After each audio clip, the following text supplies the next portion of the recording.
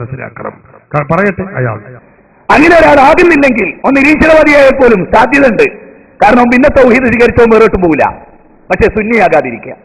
കാരണം നിരീശ്വരവാദിയായ കാഫറിന്റെ ശിക്ഷയുള്ളൂ, മുശ്രിക്കിന്റെ ശിക്ഷയല്ല. മുശ്രിക്കിന്റെയും കാഫറിന്റെയും കൂടെ ശിക്ഷ ഒരേ സമയം അനുഭവിക്കുക സുന്നിയായാൽ. കണ്ടുകൾ രണ്ടും കൂടി അനുഭവിക്കാനുള്ള ഗുണമാണ് സുന്നിയായാൽ കിട്ടുക. മുശ്രിക്കിന്റെയും കാഫറിന്റെയും കൂടി ശിക്ഷയാണ് സുന്നിയായാൽ കിട്ടുക. നിരീശ്വരവാദിയായാൽ അത്ര കിട്ടൂല. അതുകൊണ്ട് നിങ്ങൾ നിരീശ്വരവാദി ആയിക്കോളി, അതിന് സാധ്യത ഉണ്ട്. പക്ഷേ എന്താകാൻ പറ്റൂല, സുന്നിയാവാൻ പറ്റൂല. ഇതാ മുജാഹിദ് മതം. ഈ മതത്തിൽ വിശ്വസിക്കണമെന്ന് ആഗ്രഹമുള്ളവരുണ്ടോ? അവർക്ക് മുജാഹിദാവാം, ഖാദിയാനിയാവാം, അവർക്ക് ഇങ്ങനെ ജീവിച്ച് ചരമഗീതം എഴുതപ്പെടാൻ ഒരു കുഴപ്പമില്ല. ഇതാണ് മുജാഹിദ് പ്രസ്ഥാനം, നിങ്ങൾ മനസ്സിലാക്കണം.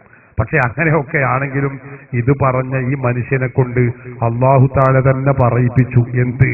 നബി സല്ലല്ലാഹു അലൈഹി വസല്ലമ തങ്ങള് സുന്നിയായിരുന്നു. എങ്ങനെയുണ്ട്? നബി തങ്ങള് സുന്നിയായിരുന്നു.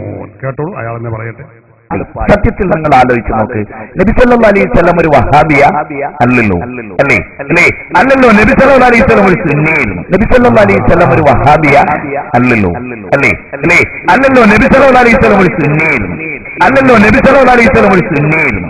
ഞാൻ അഭിപ്രായക്കാരനാണ്. ഞങ്ങൾ എല്ലാവരും അഭിപ്രായക്കാരാണ്. അതുകൊണ്ടല്ലേ ഞങ്ങളൊക്കെ സുന്നിയായത്. സഹോദരന്മാരെ, ഇതാണ് അഹ്ലുസുന്നത്തി വൽ ജമാഅത്തിന്റെ കറാമത്ത്.